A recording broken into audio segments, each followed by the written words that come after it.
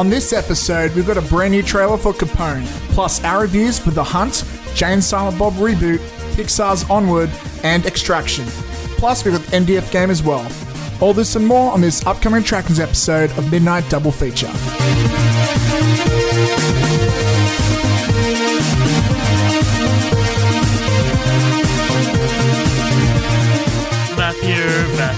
Matthew. Welcome back to another upcoming Attractions episode of Midnight Double Feature. What is happening? How's it hanging? What's going on? Upcoming Attractions, are you sure it's not a special feature? I don't know. I'm just trolling him, guys, as I have fucked up the take before. I'm good, man. How are you? I'm good, dude. I'm good. I'm surviving. I'm living for the podcast these days. I'm just like, oh, when's the next one? I'm kind of like jonesing for it, now that I'm kind of like, I'm basically sitting in front of my microphone every day, working from home, and just kind of like looking at it while I'm like working. And I'm just like, when do I get to do that again? Maybe it's a sign. Maybe we got to do more during this period. We'll see. Dude, 100%. Guys, thank you so much for joining us here at Midnight Double Feature. This is our upcoming attraction episode. We're going to go through this week's news. We're going to go through a couple of reviews, actually, so a decent amount of reviews. Trailers, whatever, what have you. And then we're going to play what's called our MDF game, which is where we ask a question in our community, which is called the After Party on Facebook. Go follow it. It's called the After Party. We ask a question of our community. Everyone chimes in. This week's question is, what is your favorite comedic duo? And that is your question, Matt. So that was a really good one. This was a really hard one to pull together. So we'll be playing that game, right at the end. And if you're also, not already, we got a competition, don't we? Yeah, so that's what I was gonna say. If you're not, if you haven't already reviewed us, please go rate and review us on iTunes. We currently have a competition going. If you rate and review us on iTunes, screenshot that review and send it to midnightdoublefeature@gmail.com. You can go into the running to win your very own special episode, feature presentation episode. And basically that's me and Colin or Danny and Matt, depending on availability. We're going to choose your movie and we're going to go through it sequentially. We're going to crack jokes. We're going to, we'll talk shit about it. We'll hype it up or whatever. But basically you get your own special episode dedicated to you. That's pretty cool. That closes on Star Wars Day. So May the 4th, that's when that competition closes. So there you go. I just realized we always said that every 100 episodes we'll cover a Star Wars episode. If someone picks a Star Wars episode, that completely fucks up our plans. So if you want it early, this is when you do it. Guys. Yeah, that's when you do it. Yeah, absolutely. Yeah, so to start off on a quick downer, we have a few RIP shout-outs. That does not sound like the appropriate way to say it. But are you going to fuck up these names? I probably am, so can you do it? Yeah, sure. So the first one up quite a while ago, but seeing as we record fortnightly, Brian Dennehy. And if Brian Dennehy, if that name sounds familiar to you, Colin and I literally just talked about him when we covered Rambo First Blood. Colin talks him up quite a bit in that episode. He's not really an actor that really had that much of a mark on me, but that's pretty big, man. I feel like that's a huge one. I know I'm not doing him justice. Yeah. But man, he was great. He was actually great in that movie. To be the villain in the first Rambo film, come on, dude. Yeah. And the other one, I'm gonna fuck this up. Don't try it. The other one is Irrfan Khan.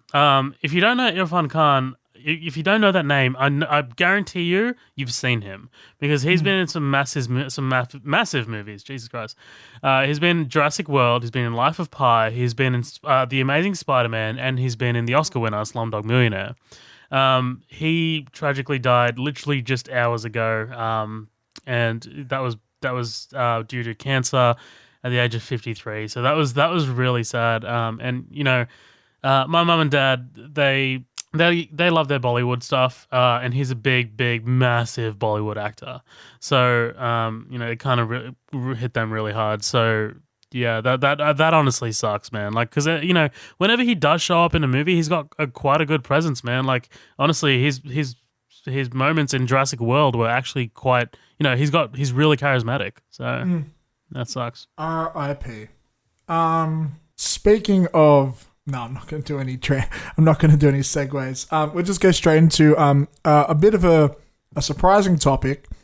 Movie you never thought we would talk about on this podcast: Trolls World Tour. Okay, so here's the thing. A film we never reviewed, and we don't plan to either, for the record. Yeah, we don't plan to, and people who know me know that I will never talk about Trolls and never watch Trolls. But yeah, what's the topic of this subject, Matt? Well, we kind of have two pieces of news which kind of in direct response to each other. The first one's really interesting, actually both really interesting. So Trolls World Tour was one of the Universal films. I think there's a few off the top of my head. Invisible Man.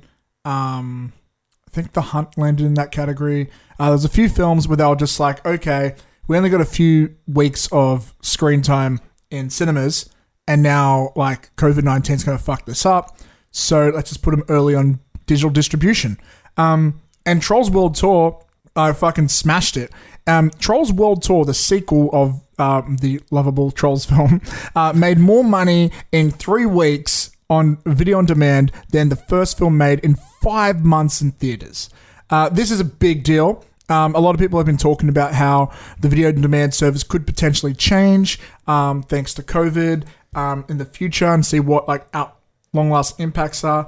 But from my understanding, and this is coming from someone who's done very little research, so take everything I say with a giant boulder of salt. But generally, the agreement between film studios and theaters are, I think, the studio will recoup their costs from the first opening weekend, which is why it's such a big marketing push for that.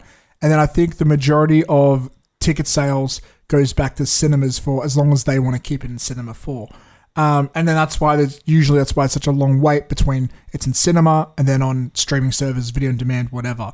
Well, not only that. Yeah. Sorry, just speaking as someone who used to work at the cinema. Yeah. I know the cinema in terms of merchandising and in terms of like food sales and things like that. Like losing a big movie like that, like Trolls, that is going to potentially push merchandise and I guess result in lost money for the cinema. Like I can see why they're mad. Like and a kids movie pushes merchandise, so that's like right. That's not like just doing like a small budget. Like that's a big deal. But here's one difference that I want to mention between Trolls World Tour and movies like The Invisible Man and The Hunt. The Invisible Man and The Hunt. Well, actually, I don't really know about The Hunt, but The Invisible Man actually got a theatrical run before the theaters shut down. Trolls World Tour did not. Trolls World Tour went straight to VOD, didn't come out in cinemas at all. So that's why that's one of the main contributing factors that the cinemas are really, really pissed off about. They're like, oh wow, they skipped their theatrical run entirely and just decided to go VOD. Okay, cool. And that ties into the next part. But before we do, I just want to read this quote from this article I see on Slashfilm. With nearly 5 million rentals, like that's a lot. Obviously, it's the perfect storm of like COVID-19, releasing this movie at the right time. Families inside, families are inside. And this film would not have done as well. Yeah, this film probably wouldn't have done this well if released by that way, probably. But yeah, with nearly 5 million rentals, the digital release has in 3 weeks generated more revenue for Universal than the original Trolls did during its 5-month theatrical run. According to a person familiar with this matter, its performance has convinced Universal executives that digital releases can be a winning strategy and may diminish the role of theaters even after the pandemic passes, which is kind of crazy. And I'm seeing another quote from the head of NBC Universal saying, the result of Trolls World Tour has exceeded expectations and demonstrated the viability of PVOD, said Jeff Shell, head of NBC Universal. As soon as the theaters open, we expect to release movies on both formats. So they're thinking that kind of like fuck cinema, we can just release digitally. And when we say digitally, we don't mean Netflix and stuff. We mean like rent it for whatever. And you see, like I pay video on demand. Yeah. And so, for example, later today in this episode, I'm going to review The Hunt. To watch The Hunt landed in the same category as this. They switched it up from usually, I think it's the rentals, usually like a couple bucks for a rental for 24 hours. This instead, you pay about $20 Australian, by the way. It might be different in the States and stuff. $20 Australian, and we got it for 48 hours. I will say it's $20 I wish I could have back, but we'll get into that review later. That, dude. Like, honestly, the same thing happened to me with Just Mercy, except I made sure that Just Mercy was a purchase, like not a rental. Like, I was like, okay, I'm going to buy this movie. Like, you know. Well, that's the interesting thing, right? Because with this format, they're not allowing buying. It's rental only. It depends. It depends for some movies. I think I'm saying this Universal run, this new run from Universal. Okay. Yep. They're all only available for rent, and they're basically the cost of a ticket purchase. Yeah. So basically, you're paying the same amount of money, except now the funds are mostly all going to the studio, so they're making more money. So that's a big thing to consider as well. You're paying less. Technically, you're paying less. Well, yeah, there's no travel, there's no popcorn, there's no that. No, but I mean, like, here's the thing. If you buy Trolls, you buy it once. And if you buy Trolls at the movies, you buy 4 tickets. Oh, yeah, true. And if you're for a family film, that's a big deal.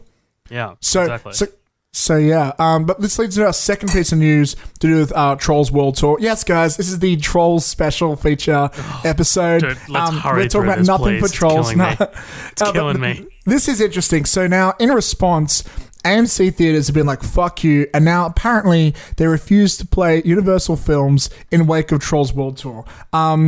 What is this going to mean to Fast and the Furious? I need to know ASAP. Vin Diesel needs to know.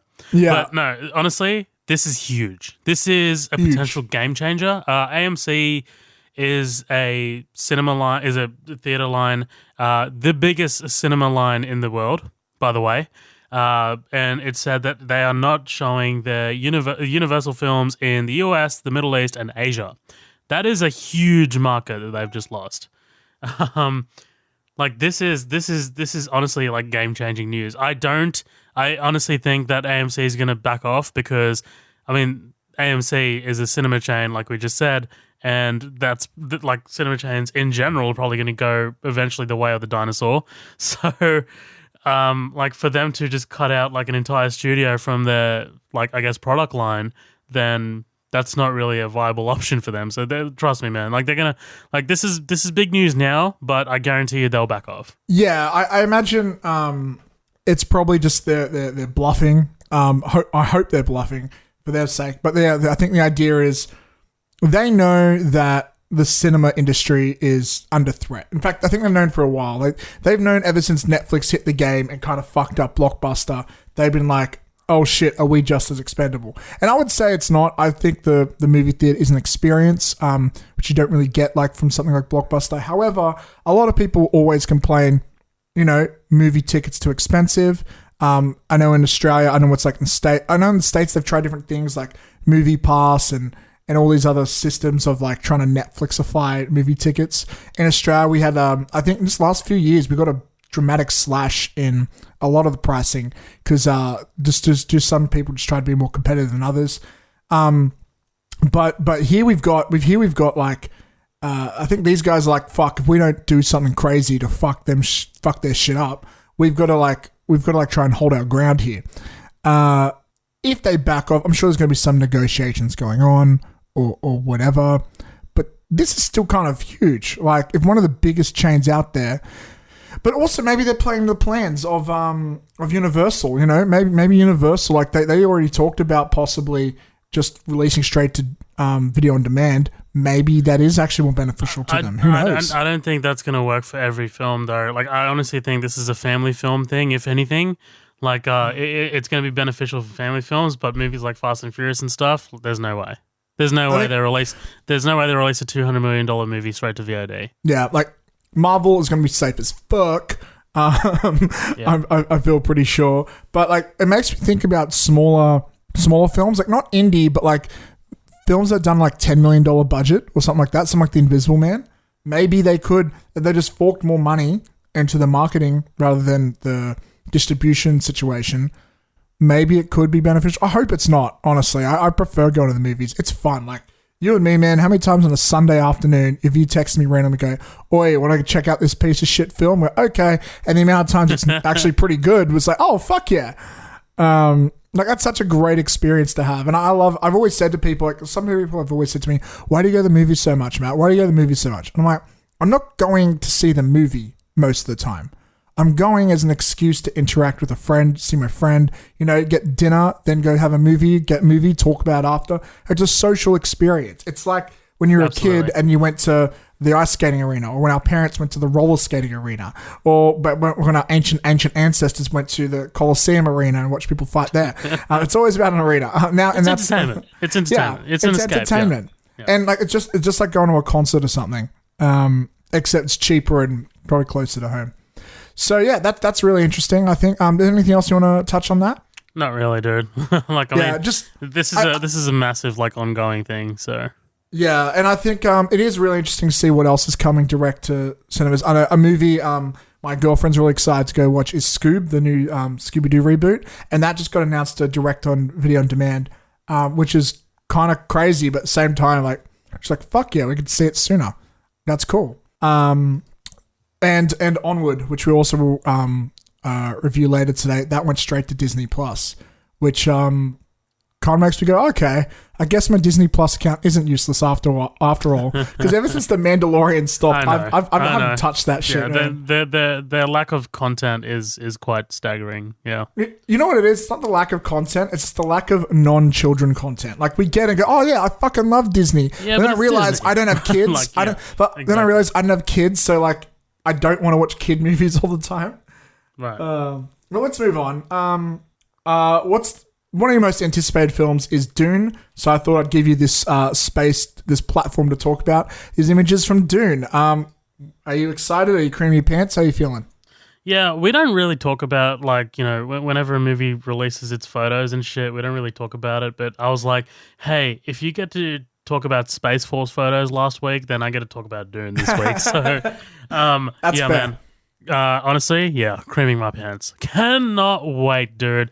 Denis Villeneuve is an absolute genius. This film, he also announced, is going to be one of two. So the book is going to be split down the middle. Yeah, I didn't realize that. Absolutely, cool. Yeah. And now I thought we'd get a poster or a trailer. Given that we got these photos released, but we didn't, but like honestly, it gives us a little bit of a look at the aesthetic.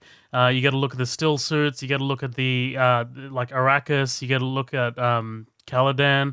Yeah, honestly, like it looks awesome, dude. Like even on the back of Dune, right? Like it says before there was Star Wars, before there was there was something else. I can't remember. Something really inspiring. Lord of the Rings or some shit. Probably. No, it was science fiction. I can't remember what it was, but it was like there was Dune, and I'm just like, oh man, like this was the inspirational launching point for Star Wars. So like, I can't wait to see what else. I got one here. Before Star Wars, before Game of Thrones, there was Frank Herbert's legendary sci-fi novel. Yeah. Right, exactly, yeah. And honestly, Oscar Isaac in that photo, have my babies, bro. Have my babies, man. God damn. Bro, you got Oscar Isaac and Timothée Chalamet. I feel like this theater it's going to be like 50 Shades of Grey all over again. And Jason Momoa. With the women react. Oh, is he in this too? Fuck. Yes. Yeah. Is he in any of his images? So I'm not. Yeah, he is. He's in one of the photos. Oh, fuck. There he is. Okay, yeah, fuck yeah. Damn, Jason. How you doing, baby? So excited, dude. Cannot wait. I'm so excited. But this is a movie that, this and Tenet are the two movies this year that absolutely require a theatrical experience. 100%. And I'm going to argue Black Widow because it's going to be so weird if a Marvel movie's not in theater and I'm there on day one. Yeah. I'm sorry I compared that to Marvel. Sorry. No, that's fine, dude. I love Marvel. Look, let's talk about the new trailer we got for Capone. Is this coming to theaters or is this a? I think this is going straight to. Yeah, I think this is. I don't know which service, but I think it's going straight to streaming.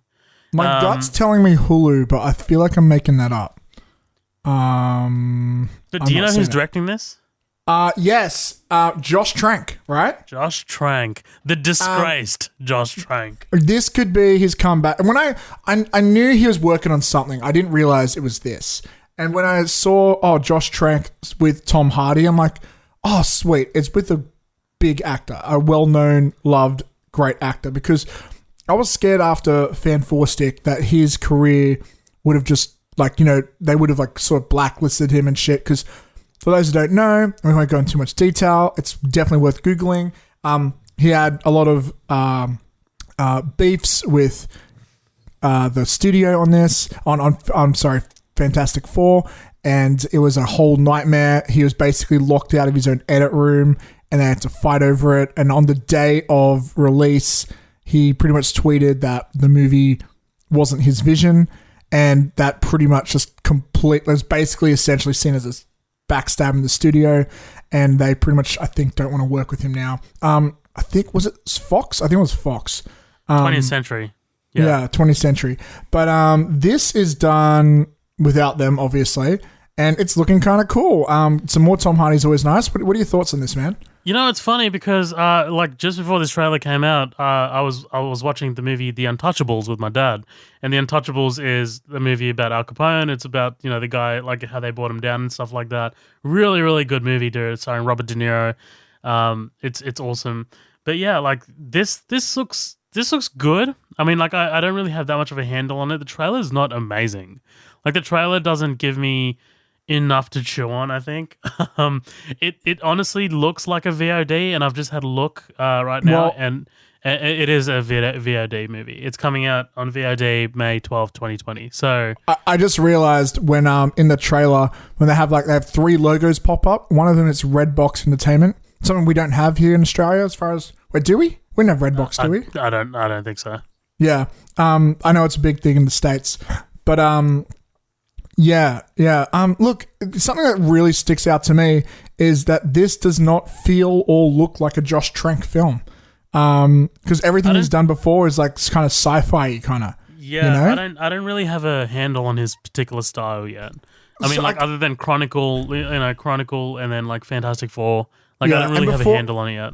Before Chronicle, he also did there was like a viral Star Warsy found footage type thing he did on YouTube. But yeah, generally he has like a lot of blues. He has a lot of, but like it's cool to see a director step out of what's clearly their comfort zone. I think the prosthetics on Tom Hardy are a little...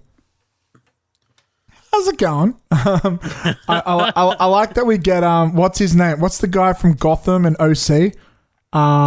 That motherfucker's in it. I can't remember his name, but I like his face. I can't remember his name, yeah. I like his face, so I'm happy he's in it. Yeah, it's a good face, man. Mickey from Shameless is in it as well, like if you're a Shameless fan. So it's a solid film, and I'm just really happy that he's doing a... It's a solid trailer. Not a film. Yeah, it's no. It's a real. It's not like a cheap indie thing. Okay. I was legitimately scared he would not do big budget stuff again after all that. I realized that I've been following this for a while now, and I'd never realized that the original title for this film was actually called Fonzo. Oh, really? And then they changed it to Capone, and we'll be talking about another movie later that I was following. I didn't really realize that it changed its title, and I was like, "Oh, that's that." Okay, cool. But wow. Yeah. I'm loving the shot of the croc between his legs, and I don't know. Truce, I don't really know much about the Capone story, so I'm actually pretty interested to check this one out. Here's a little fun factoid: big time murderer, right? My boss. Yeah, but he was eventually convicted on tax fraud. Right. Yes, I have heard that before. Because they couldn't find a thing to nail him down on, so they got him on that. Right. Exactly. And he was operating during the whole bootlegging era. Right. Okay. Prohibition era. Sorry. Right. Yeah. Right. That's cool. I just want to say one last comment on this. And I might be yelled at for this by people, but I'm losing a little bit of faith in Tom Hardy as a lead actor. How dare you? No. I know, but when you think of all his best roles, he's a supporting actor. And I know this is going to be a lot more serious than Venom, but Venom put a bad taste in my mouth for Tom Hardy. So I can't believe even though I do know he's a great actor, so I want him to bounce back with this one. Had to sneak in my fortnightly Venom reference. I'm sorry. Yeah. Let's move on. Let's get into our reviews, man. Every year, these liberal elites kidnap a bunch of normal folks like us and hunt us for sport. The last I heard, free speech still exists. Don't First Amendment me. It wasn't real. Everybody get out of here! We were joking. Okay, so I saw The Hunt, as previously mentioned. I paid $20 for it, and had it for 48 hours. Oh man, this movie. Where do I start? Okay, so this movie. You know what? I hate it. What? Controversy a good movie does not make. I feel like the controversy for this movie, it's so weird, right? Because one of the pieces of controversy that came out about it was, so it was coming out during the whole era when like school shootings were kind of happening a lot and it was a big deal. And this movie is about people who hunt other people and kill them. And so that caused a little bit of controversy. But what a lot of controversy had is a lot of, how do I say this? A lot of right-wing leaning political people were offended that the concept of this film has a lot of left-wing type people hunting these right-wing type people in politics. But then you get the movie and it's actually kind of making more fun of left-wing type people. So it's a perfect storm of pissing off two sides of a political spectrum, and it's fucking shit. This movie is a political satire, but I use the word satire with a question mark because I don't feel like the filmmakers understand the concept of satire very well, so they're not doing a great job of making anything. So basically, it ties a lot into a lot of the politics based around like, you know, America's got going on right now, especially from its time period, which is like a couple years ago. And there's a lot of quotes directly lifted out of like Hillary Clinton and Donald Trump, and they're using these other people, and they do not fucking apply to the situation. Think of the whole, you know, Donald Trump always saying, this is a witch hunt. The left, like these left-wing media is out to get me. Well, this is literally a situation of like left-wing liberal sort of type rich people literally going out of their way and hunting and murdering a bunch of like quote-unquote rednecks for reasons of, oh, you don't believe in climate change? We'll kill you. You did this, we'll kill you. You're racist, we'll kill you. And it's told from the perspective of these right-wing people, but the movie is also making fun of them. So it's trying to make fun of everybody and satisfying no one. And so, yes, this movie is attempting to be a comedy. I like to describe it as Ready or Not, except shit.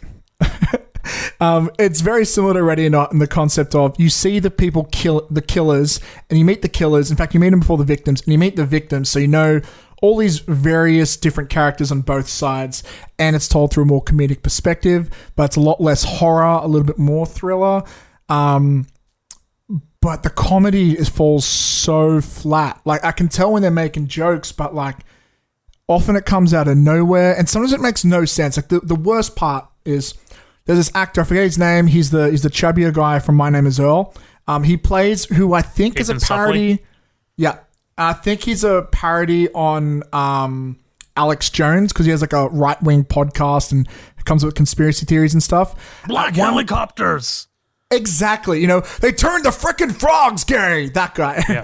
Anyways, I think he's meant to be a parody on him, but it's not obvious enough to be sure about it. Anyways, at one point, they meet a bunch of refugees who are trying to escape, and he accuses them of being crisis actors, which is a clear point at like how like the right-wing media was going after the kids who survived those school shootings and stuff. And it's like, it comes out of nowhere. It's like, dude, no human being would talk like this. And you haven't even got set up to get to this punchline. It's not funny. And what makes it even more ridiculous is it turns out he's right, which is even more absurd. It's like, how do you make it even dumber? They did that. Although it is followed by the best joke of the film, where after saying he's going to blow a guy's dick off, he puts a grenade down those guy's pants and he explodes. And that's the epitome of the comedy of it. This movie, like, look, they also have a good cast, but they're not used good at all. I mean, you have Glenn from Always Sunny in Philadelphia, and he drops pretty much no jokes. Like, his character doesn't have a lot of jokes to say, and he's probably the most known comedic actor in there. We also got what's his name from Cock Blockers.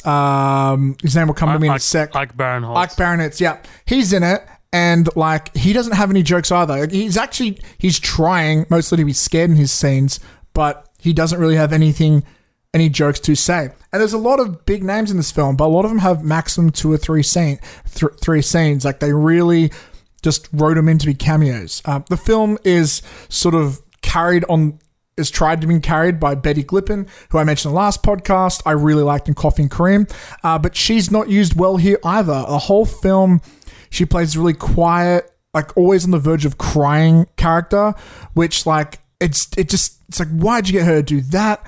And she's not great in this film, and she has potential to be great. This woman keeps being in the shittest fucking films, and I know this lady, I honestly believe she has potential to go for a fucking Oscar one day. I can see it. I just get this vibe about her. She's a fucking great actress, but she keeps being in some of these shittest fucking movies of 2020.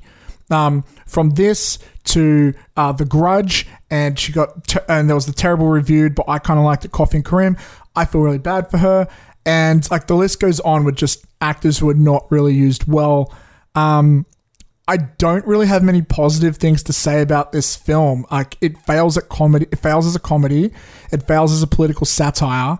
Isn't it meant to be a thriller? I thought it was meant to be a thriller. Yeah, it's advertised as a thriller, but it's got way more jokes than thrilling scenes. The jokes they fall flat. Like randomly too, like people just start pulling funny faces out of nowhere.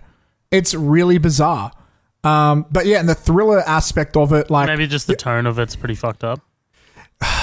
Yeah, like the whole tone is like swing and a miss. It's the closest thing I can think of it to is Ready or Not, because that's kind of a horror film, but the comedy takes more more emphasis, and it's kind of got a similar structure of the story and similar premise, except Ready or Not is so much better than this film. I'm gonna have to give it, I think, I'm gonna give it a 4 because it has these little glimmers of decentness where they've got an overreact. You know what? I'm going to give it a 3 because it'll have these over-the-top kills, but they're always short-handed them. Like there's this one where someone gets thrown and they land like a giant spike goes through them on the ground and like, pull me up. And like, no, you're bleeding and I'm scared. And she's like, oh, don't be a snowflake. And it's like, what the fuck who the fuck talks like that? Like not even people who use that language would use it in that situation. It's such a swing and a miss, and what I find interesting about it though, I'll just land on this is I was reading a bit about the behind the scenes for this, which I love that sort of stuff, and they're like, apparently there's rumors that it was originally called Red versus Blue, and that wasn't, there are some denies about that, and then apparently it got like there are multiple reports of like apparently there was like a test screening where it really did terribly, but Blum came out and they were like, nah, it did really good. People liked the political aspect. I liked all that stuff. But all these reports coming out that people didn't like it. And so it kind of makes sense why they were so happily to shelve it, because I think they kind of knew that this would have problems. And maybe releasing it during this period was actually a smart move financially for them. But it's not good. I do not recommend it. There you have it. There's the hunt. Yeah, all right, man. Like that wasn't one I was probably not going to see anyway, so I'm fine with that. And you know what? Like it's one of those situations where I'm like, okay, there's controversy around this movie, and it's just the controversy that's keeping this movie alive. Once the controversy dies down, the movie will die, and here we are. It's dead. Yeah, dead on arrival. I will point out. There's an actress in this. It's Emma Roberts, the blonde one. Yeah, I think it's Emma Roberts. It's Julia Roberts' niece. That's right. Yeah, when she came up on screen, my girlfriend got really excited. Goes, "Oh, she's great! I've seen her in a lot of stuff. She's really good." Scream 4. Yeah, that's where I've seen her. I've seen her. Fuck yeah. Anyways, I'm like, oh, okay, cool. And then she literally dies like 10 minutes later, and like, yeah, it's like, oh, okay. And that kind of just sums up this film for me. All right, man. How about we move on to another movie? How about we move on to Jay and Silent Bob Reboot? All right, you motherfuckers. I know you in there. Come out right now. Drop the motherfucking plans.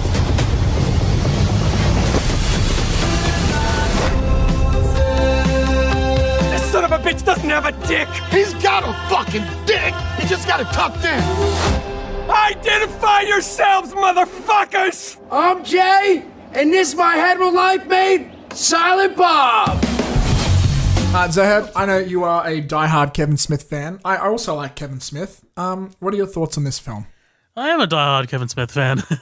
I actually just signed up to his, he just launched a new kind of like podcasting platform. Like, he's been podcasting since 2007, dude. Like, he was one of the biggest. No G. Yeah, the first big like celebrities to actually get into podcasting. So he's got like right there with Tom Green and Joe Rogan, I would say. Right, Yeah. exactly. One of the I OGs. think Rogan started after him actually. So like he's got a whole like archive of like shit, and he's just like, all right, I need a place to put this. I'm just gonna put it behind a paywall, and I signed up to that paywall, and I'm loving it.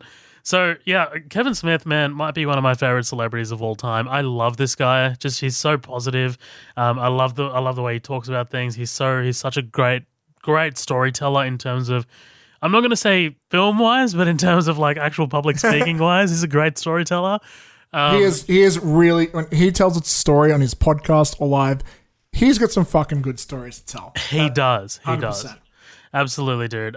So yeah, I kind of like fell headfirst into Kevin Smith pretty heavily. And you know, I'm actually a pretty big fan of Jay and Silent Bob Strike Back, which is the 2001 film that he did, and you know that this movie is kind of like a sequel to. So I was like, all right, you know, this is gonna be. Like, it's going to be interesting because, you know, I'm hearing, like, all the teasers that Kevin does, like, on Fat Man Beyond and stuff like that. You know, it's kind of interesting to see how far he's come, like, since 2001. He's had a child who's grown up now to be a young actress. He's gone through a heart attack. He's literally died and come back. You know, we sadly lost Stan Lee, which is a massive thing for him. His podcast grew. He worked on multiple films. He even worked on a studio film. The only studio film he's ever done is called Cop Out with Bruce Willis. I don't mind Cop Out. I haven't seen it in a long time. I'll tell you a little short story. He hates Cop Out. That's why. Yeah, I know. Yeah, that's why. When they find out that Kevin Smith is directing Jay and Silent, Blunt Man and Chronic, they're like, oh, that guy who did Cop Out. Yeah. I've always loved his stories about Bruce Willis as well. Actually, I probably like him even more than the movie. But that scene with the kid stealing the car is always fucking good. Yeah. And then, you know, like this movie, dude, I think you'd need to be a fan of Kevin Smith, and I think you'd need to be not a diehard fan, but at least a fan. I think you'd need to be up with all of his movies, like not just Red State, not just Yoga Hosers, not just Clerks. I think you'd need to be up on all of them to kind of understand, because he throws so many references in here to his life and like to people around him that it's kind of astounding. Like, this might be one of the most meta movies I've ever seen. Like, it's absolutely insane. Like, the scene where, did you understand the part where he goes up to, like they want to fly to Hollywood, and she's like, "Oh, sorry, no, you're too fat to fly." Do you understand that? I guess he was too fat to fly. Yes. Well, in real life, so Southwest, this was a very public thing as well, a public incident. Southwest Airlines, he sat down on a flight. He even bought the seat next to him. This was back when he was like huge. And basically Southwest told him to get off the flight. And like he had like a massive argument with them on the plane and stuff like that. Like, you know, they said, if you can't bring the armrest down, then you can't fly on our planes. But quite clearly he could bring the armrest down. Fucked up.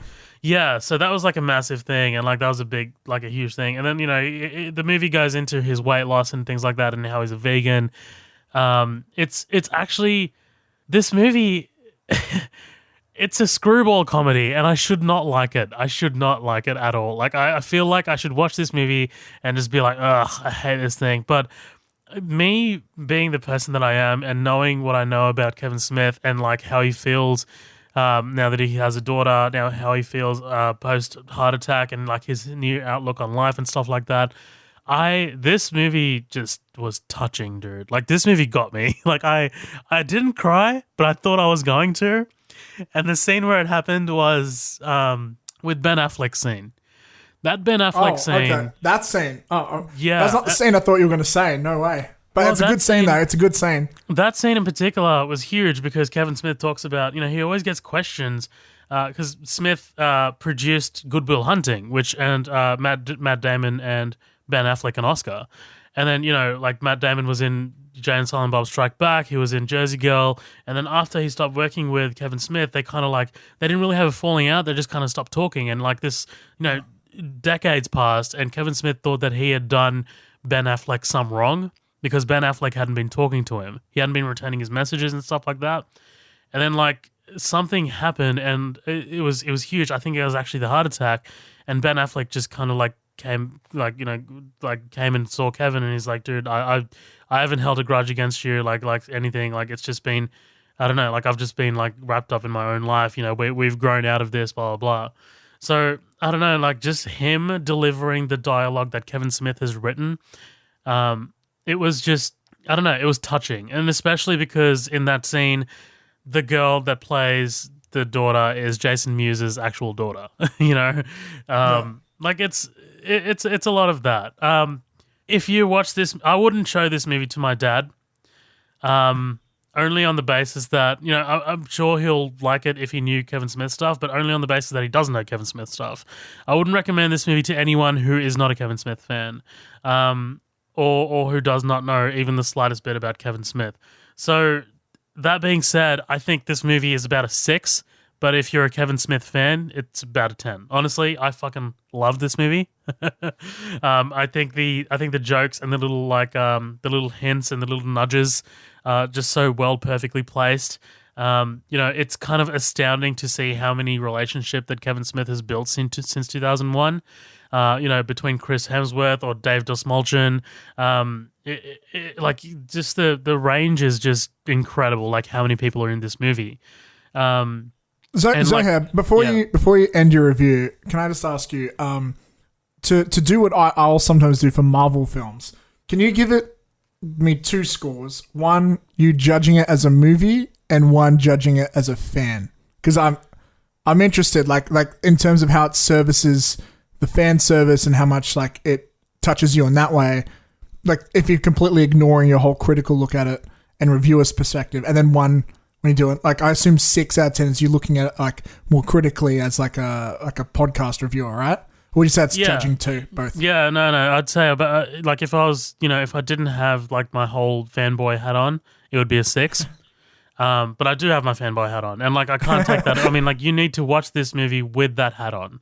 Like, good point. Like okay, Kevin Smith knows who he made this movie for, and like he didn't make it for critics, like he didn't make it for people who are gonna like review him in the Wall Street Journal. But that being said, I think it's sitting at like 65% on Rotten Tomatoes, which is pretty good. So like as a fan, it's probably about a 9. I do think Jay and Silent Bob Strike Back is a little better, but I think that's only because that movie is more of an outright comedy. This movie is a bit more of an introspective look at like how lucky he is to be alive, and that's where I'm going to leave it. So yeah, cool. My review is from a bit of a different perspective, but like, look, I'm a fan of Smith. I'm not a diehard fan. I like his podcasting. Although again, I'm not a avid listener, not listening every week, but I do listen a lot. I like him as a personality and his work with IMDb and like DC and all that stuff he's done as like a host. I like him as a presenter and a host. And I do like a few of his films. Like I just watched Dogma not long ago and I thought that was pretty decent. I thought Dogma's it was right. Great. Yeah. It's pretty good. I'd probably say it's one of his stronger films. I think Cop Out wasn't that bad. Like I think it's got a few standout scenes which like save it from being Clerks is amazing, dude. Yeah. You gotta watch Clerks. And yeah, Clerks. I have. Both Clerks are great. I think especially for its time. Like that scene, I can't remember if it's from 1 or 2, but the one where he's like the Lord of the Rings bit where he's walking. Yeah, that's like, the second one. Yeah, like that's an iconic scene, But I think too, like as time goes on, comedy evolves. In the 80s, puns were pretty big. And that was popular. Nowadays, we call it dad jokes because it's not really as cool, but it's still kind of cool. Like nowadays, it's all about dick jokes. I think the early 2000s, late 90s, a lot of fart jokes and toilet humor was pretty big. Like I think though a lot of this reference humor he's using, it was kind of innovative and new when he was first doing it in the earlier films, but a lot of it feels really forced in this movie, and that's where I start not liking. Like there are times where like the reference to me, just a quick question, doesn't. Matt. Sorry, have you seen the first Jay and Silent Bob? Strikes Back. Yeah. Long time ago. Because I feel like if you're not familiar with that, then you won't like this. I could get most of the references. mirrors. I could get a lot of the references, and I could see. I probably missed a lot. Like, I'm not gonna lie, I probably missed a lot, but I picked up on some. But like a lot of the references, I mean, not to his work, I mean to other shit. Like there's a part early on in the film, and this is not the best example, but it's an example with like, oh, go to Hollywood. And he's like, oh yeah, and they do a quote from Star Wars, like, and a full scum and villainy and all that. It's like, well, Star Wars has nothing to do with that. Like, you're just putting in a reference for the sake of it. Like, I'm not laughing seeing that. It's like going, oh, dude, hey, you saw that. I laughed at that. But when you get 10 of them back to back, like, and it's not like you're not even comparing them well. Like, it just feels so forced. It doesn't feel organic to me. And I get it. The characters like comic book fans, and I think some of them are great. Like, there's a great one near the end I loved where he's like the Iron Bob, and he's like, oh, I can't wait to the Funko Pop of that. That's fucking funny, because not only is it funny, it's like, oh, hey, I do also want to see that. That'd be cool.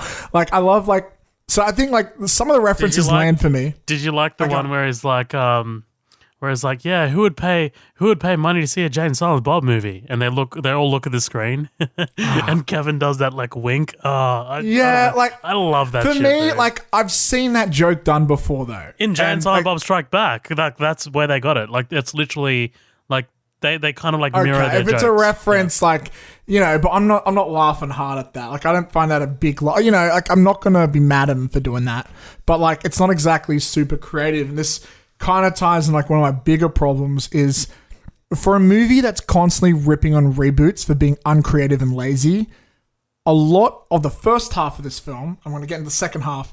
A lot of the first half of this film, I think, is pretty kind of lazy because they give you an argument constantly, which a lot of people have done, is that reboots are just Hollywood just trying to rehash a blah blah. We all know the conversation, and they keep just doing that while also doing the same thing. And I get it; that's meant to be the joke. It's meant to be ironic, but when almost like every second scene is like that, it starts to get really tiring for me.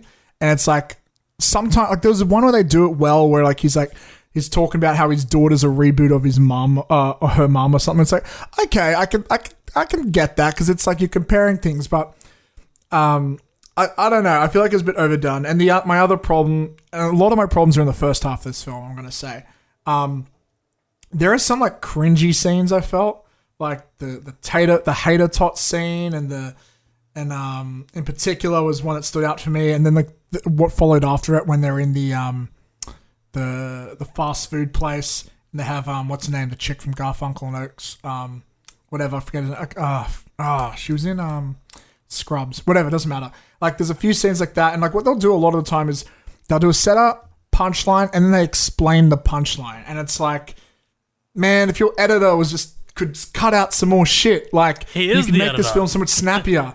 Well, that's the thing. Like, I think, and I know at least he was a writer. I didn't realize he was the editor as well, but it explains a lot because, like, with a studio film, you'll have a lot of people in the way trying to correct you from self-sabotaging a little bit, you know? And I think Kevin might have been a bit insecure about his writing, so he might have, I'm just guessing here, I don't know if I can know the guy, but I feel like he might have been a bit insecure about some of the references or some of the humor, so he might have felt like he had to over-explain some of it or put some of it in just to like to support the joke. But I feel like with a joke, you got to take a gamble every time whether it hits or misses. So some of these scenes just felt comedic scenes just felt way too long for me.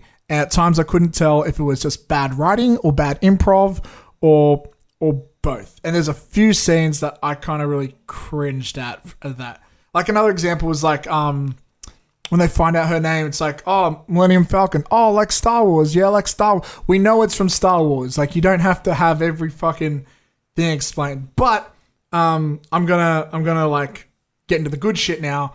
And also I think the worst offender was at the end, the villain who's like the Chinese girl ends up being Russian. She's up there for like what feels like 1,000 years explaining her evil plan. It's like, we don't need this much detail. We get it. You're bad. But is the movie making fun of that?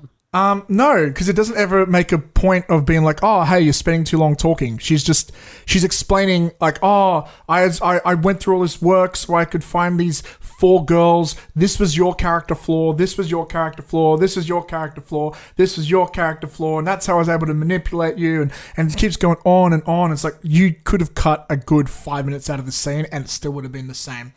I felt like, and like that sort of stuff is like what weighs down this film from being a lot better for me.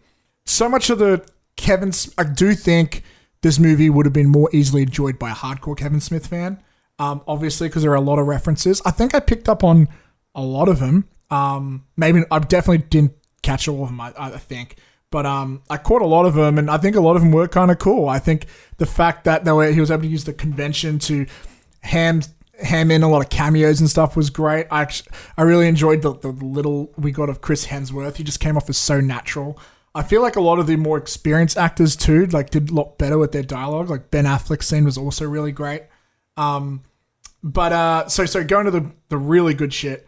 The best stuff obviously was the stuff between Jay and Millennium Falcon, the daughter, Harley Quinn's character.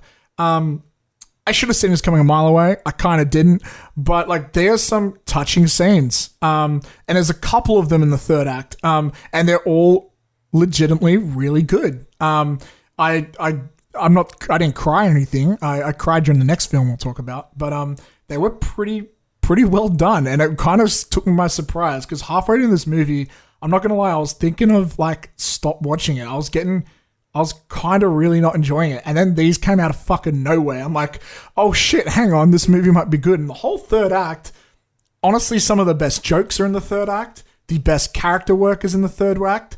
I even liked how they wrapped it up at the end too. Like, not just the credits with the outtakes, but like how they're at the front of the store there.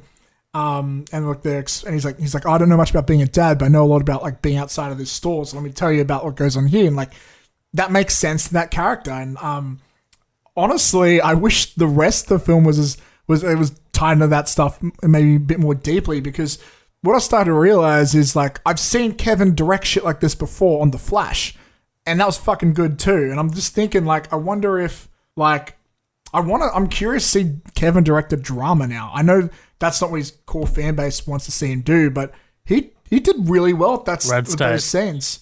I haven't seen Red State. Is that good? Yeah, it's good. Okay, I gotta watch that then.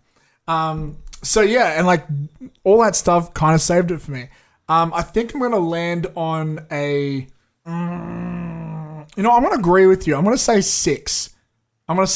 Because while a lot of there were jokes that did land, there were some scenes that definitely weren't great, but like that third act really turns things around. I love the emotional stuff, the character work, and I love the. I like the shorter cameos too. A lot of them are really great, but there was a few scenes that just felt like bad Saturday Night Live sketches. Well, that's fair enough. I mean, like I think if you had watched Jay and Silent Bob Strike Back first, like kind of like back to back with Reboot, like tonally they make like they're basically like mirrors of each other. Like like I think Smith kind of like set out to make a film that was. Like that felt like a 2001 film with this. I think you are right, and I think that could be part of the approach and part of also like who he is. We got to. And I'm sure we got to move on eventually soon. Like And I grew up with it. I probably like it more, but yeah, let's move on. Real quick, let's talk about Onward.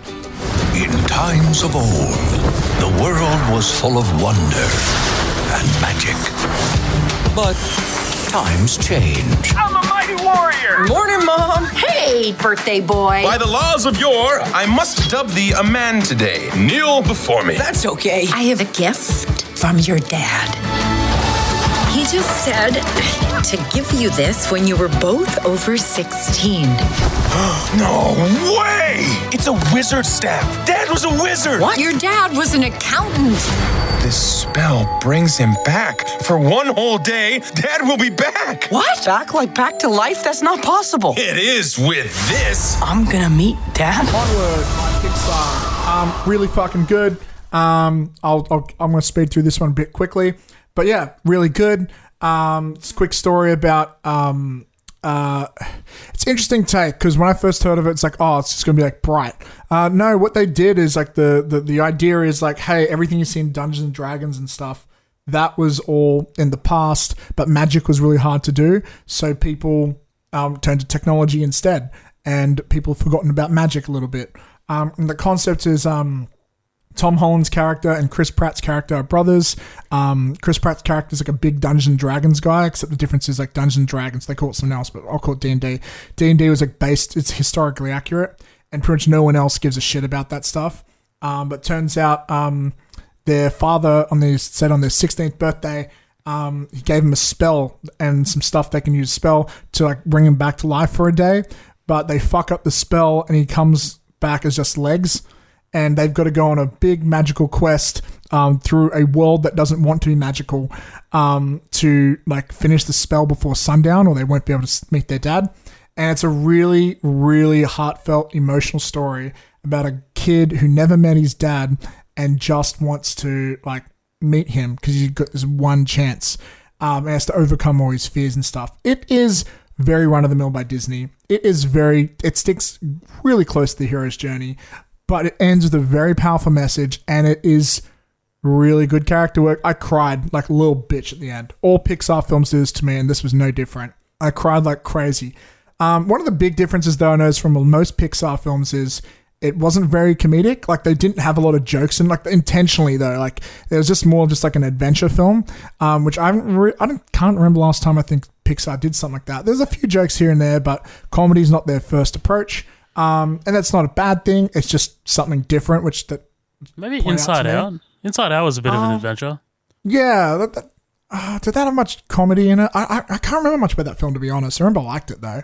But yeah, generally, like I feel like there's a strong balance between comedy and the adventure sort of stuff in Pixar, and this did not go for that. Which kind of, when I realized I wasn't laughing as much, kind of took me by surprise. But it's good. Like, it's not breaking the wheel for Pixar, but it's still a really good film. I'm going to give it an 8 out of 10.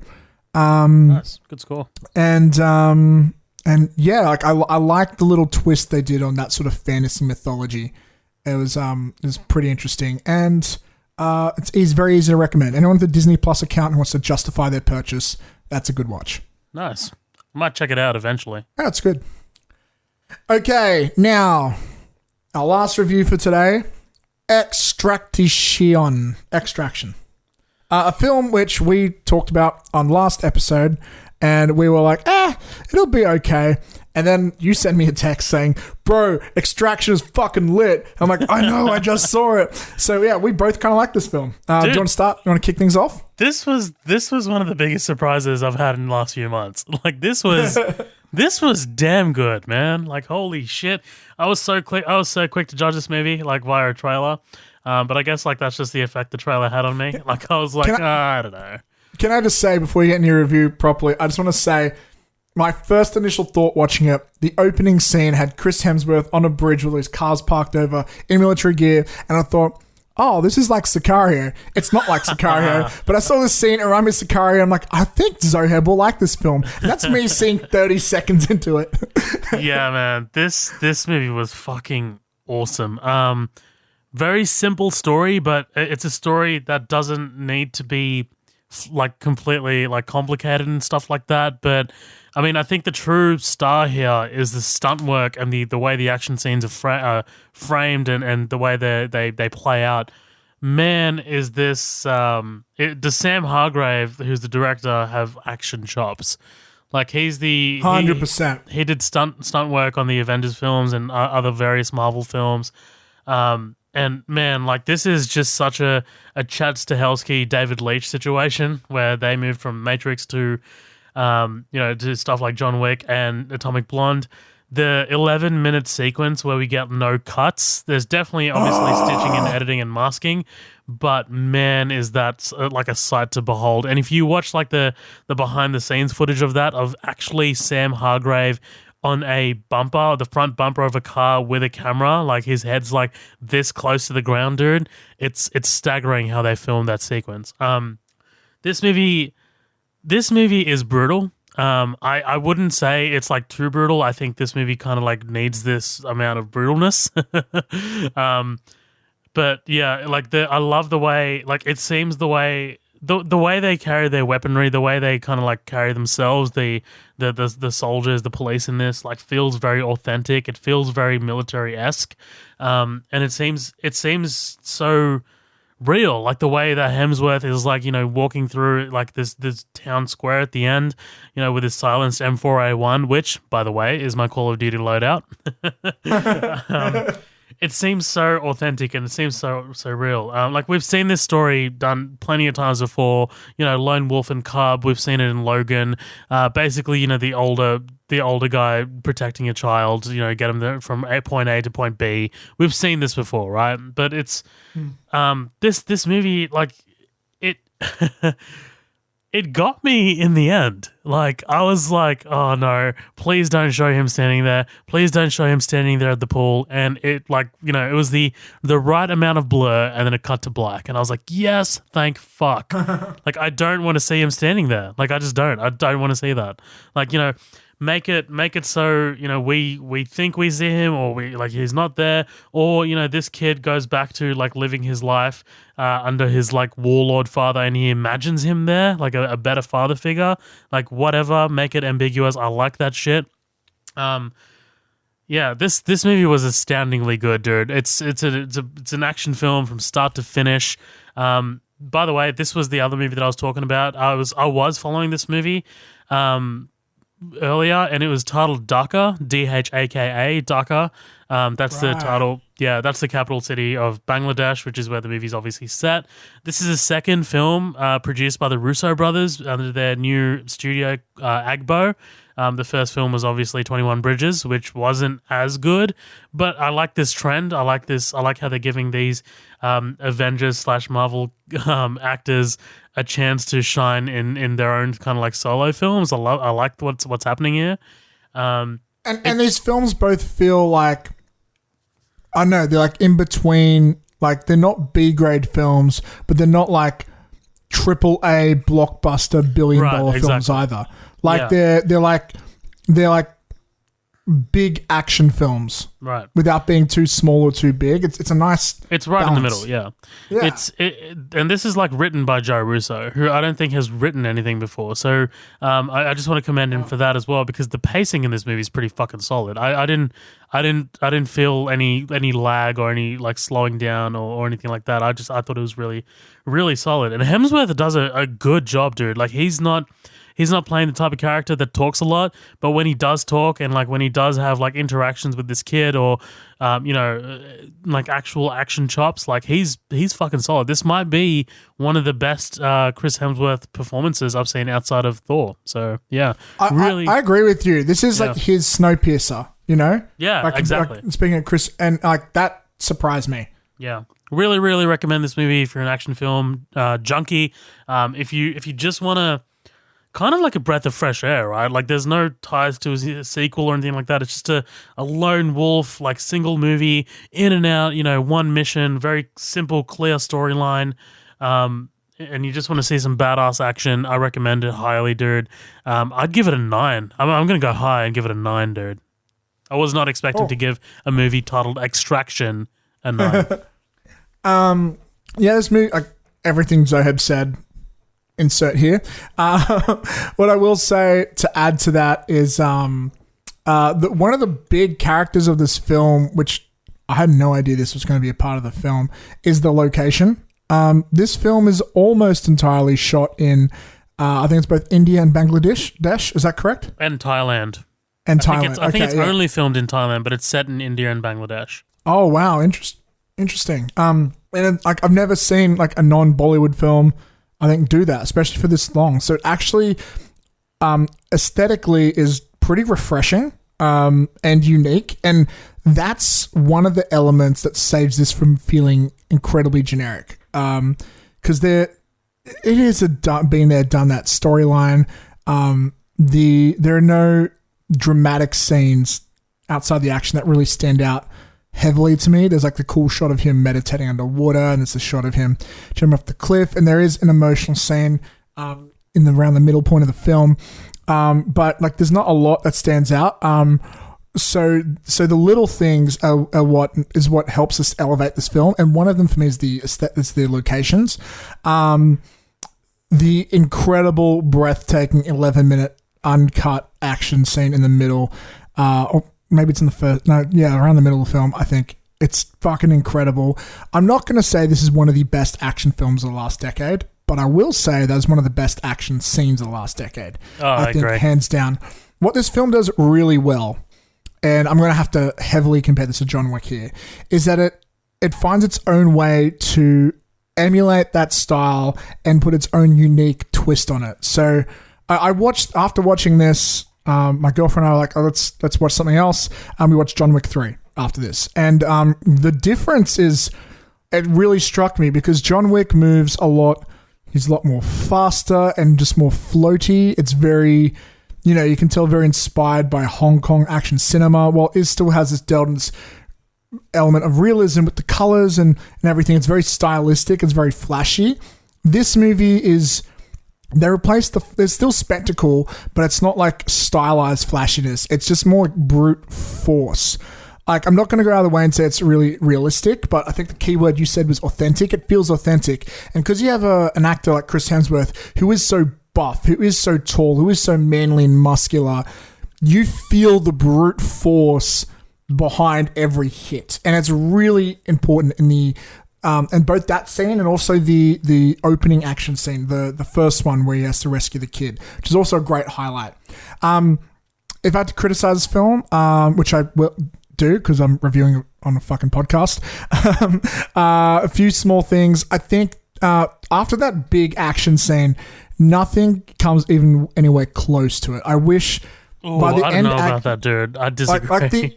Towards the end, the climax, it was cool, but it hadn't, like, compared to that big scene and that first fight scene he had, they were just so much more stylistically cooler to me. And I just wish there was like another thing like that towards the end. But another highlight, actually, before I forget it, there's an actor, forget his name. I'll probably never be able to know it, but my girlfriend and I referred to him as Indian Terminator. He was fucking cool. I would watch a film with him as the lead. His character's name is Saju.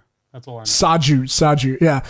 Shouts to Saju. He fucking, like, if he stands toe-to-toe with Chris Hemsworth and gives him run for his money, it is cool. He is cool. And the other thing is, like, I wish this film touched on the child soldier aspect. Like, one of his obstacles is he'll fight all these people who are always like way smaller than him too, but like it's like numbers versus brute force. But there's like some scenes with like child soldiers, and he doesn't want to kill them. He makes that obvious. Like, they don't say anything about it. They don't really do much about it. But I wish there was some.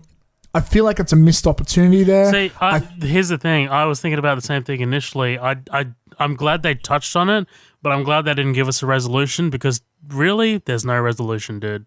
Yeah, and I agree with you. I think it would be the wrong move to try and go, oh, this is how we save the world. Like, it's not. But I think there's some emotional element to core out of that, and I think it's a huge missed opportunity to just sort of skim over that. But still really enjoyed the movie. It is a little bit of a slow burn, I think, in the beginning. And if you're not a fan of subtitles and you only speak English, this may be a big obstacle for you. It wasn't for me, but it might be for some viewers. I'm going to give it an 8 out of 10. Solid work by Chris Hemsworth. We basically didn't even need subtitles. My parents understood everything. Like, really? Yeah. Like, I could have switched they use wrong grammar. Yeah, exactly. But yeah, man, that's also awesome. Hopper from Stranger Things. Right. Real quick, David Harbour. I just want to say I'm proud of myself. I didn't realize he was in the movie. When he showed up on screen, I'm like, I bet you within the next couple of scenes, he will turn out to be a bad guy and die. I mean, that's how it always is, right? I mean, if they're seeking refuge. It's the way these stories work, but I'm happy I called it out, and my girlfriend got mad at me because she thought I'd already seen the movie, and I lied to her about it. All right, dude, that's Extraction. We got to move on to our MDF game. MDF game. Oh, fuck. I forgot about it. What is your favorite? Who are your favorite comedic? Oh, sorry. What is your favorite comedic duo? Jesus Christ. Matt, are we giving 3 each or 1 each? Oh, I only prepared 1, but... Okay, I've got 2, but I've definitely got a number 1. I've kind of got 2. Let's go for 2. Okay. My second choice is Lee and Carter from Rush Hour trilogy. Ooh, spoilers. That is my first choice. Ooh, nice. Nice. Yeah, man. Grew up with him. Huge Jackie Chan. Oh, sorry. Yeah, you go. It's your turn. Oh, no. I was going to say, yeah, like, I'm a bit more of a casual Jackie Chan fan, but I mean, like, me and my brother mainlined the first and second Rush Hour as we grew up, dude. Like, we loved that shit. Carter, oh my God, is Carter fucking hilarious. He's so quotable. He's so fucking insanely quotable. And I hate that Brett Ratner was the director on both of those movies because, yeah, that's not really a director we can talk about anymore. But yeah, man. Like, but you know what? Like he did well for those films. He was the one who convinced Jackie Chan to speak English in those movies. That was his first time speaking English in a film. Like, and that cultural divide, that cultural thing that they managed to like fix and put together. Those are fucking two solidly funny as fuck films. Yeah. And they defined my childhood, so that's why I had to pick them. So that's your number one pick. Okay, well, I was going to guess your number one pick, but here we go. Sorry. Well, I can guess yours. You give us your number two first. Give us your number two first. I'm going with Key and Peele. Oh, nice. So the thing that Key and Peele don't have compared to a lot of these others is a standout solo feature film of them being together. Like, there is Keanu, but it's not exactly on the same level as like Step Brothers and a lot of these. But I actually really like Keanu. I love that movie. It's great, right? It's pretty good. Pretty good. You want to underrated films, which I should have brought this up in the previous podcast, but yeah, that was a good one. But I think with Key and Peele, they have so many iconic sketches together. It is like I think if you put their iconic sketches side by side against iconic scenes of a lot of these other like comedic duos, they would stack up right against them, if not top a lot of them. So that's why Key and Peele are my top favorites. Nice. I'm gonna guess yours. Is that okay? I don't think you'll ever get it though. It wasn't in the Is it on the poll. list? It wasn't on the poll. I intentionally left it out thinking that someone would add it, but no one added it. Okay. Lay it on me. Who is it then? Take a guess. You're already in the hole now. You got to guess now. Oh fuck. What's not on this list that you like? I'm gonna go with. Oh, is it what's his name? Ashton Kutcher and what's his face from Dude, Where's My Car? No. No. Yeah, that's not your type of comedy, I feel. What is it? It is, well, the comedy, the duo is Jules and Vincent from Pulp Fiction. They don't fucking count. Why don't they? Pulp It's not a comedy film. It's a comedy, dude. It was in the best comedy thing for the Oscars. So there you go. It actually is a comedy. This is a constant like argument that many Quentin Tarantino fans get into, but Tarantino himself has said this is news to me. Holy shit! Yeah, and if you look at their dialogue, dude, it's actually fucking hilarious. No, they are funny. You are. It's interesting to point that out because they are funny. They are iconic as shit.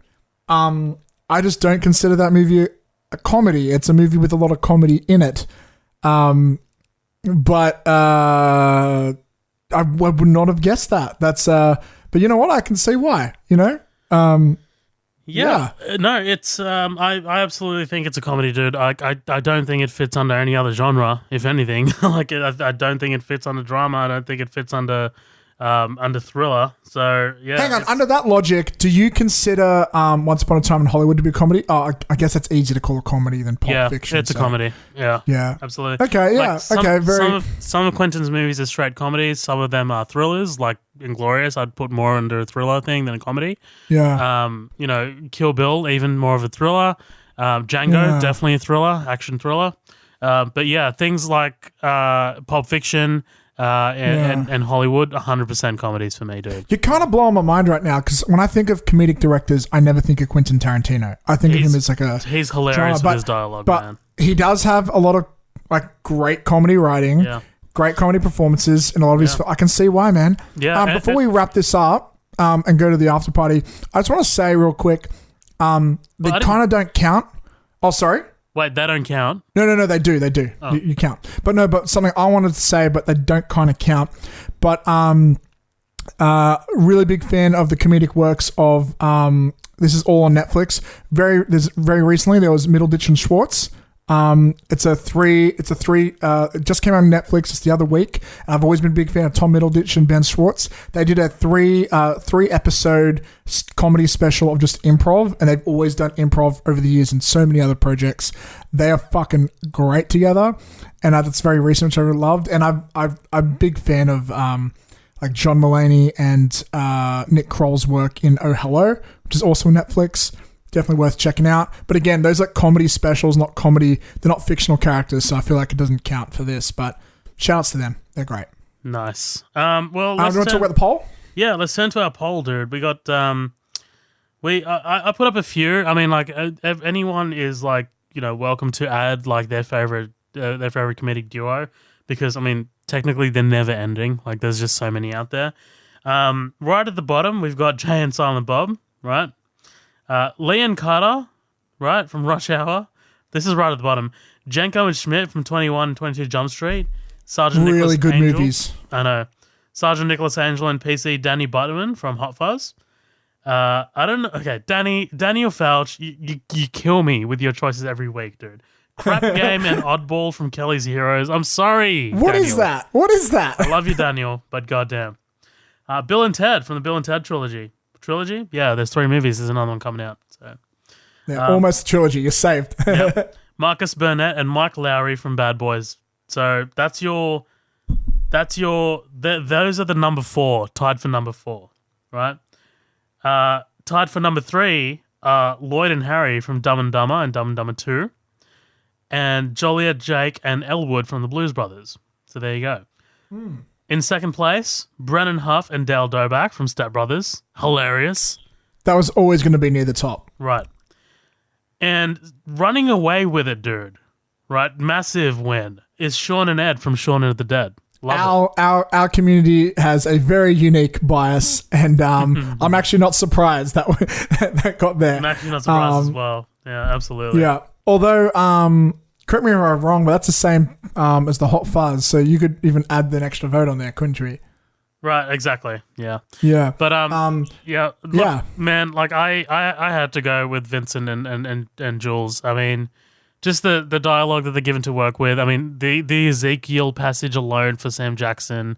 Iconic. Yeah, them talking about the like the Royale with cheese, them talking about rubbing the foot rubs, whether it's sexual or not. Like, it's just too much. Like, I love it all. Oh. Awesome. Well, that's another episode of Midnight Double Feature. I was just actually looking at that. I was just thinking, wow, this really ties closely into Buddy Cop, which could be another one down the line. Yeah, I mean, when I put in the choices there, I had Mike Lowry and Marcus Burnett from Bad Boys. So I mean, like those 2 buddy cops for sure, and Jenko and Schmidt from 21, 22 Jump Street. Yeah. But anyways, thank you very much for hanging out with us for Midnight Double Feature. This is an upcoming Attractions episode. As you can tell, we've just done the news, reviews, all that fun stuff. If you want to hear us talk about like a movie for like a long ass fucking amount of time, you should listen to the feature presentations. We just covered Upgrade for 3 fucking hours. Yes, our movie goes for like an hour and a half, but we spent 3 hours talking about. That's how much we love that movie. What's coming up next, Zoheb? Coming up next is Colin's pick. We are covering X-Men First Class. Ooh, that is a fucking great film.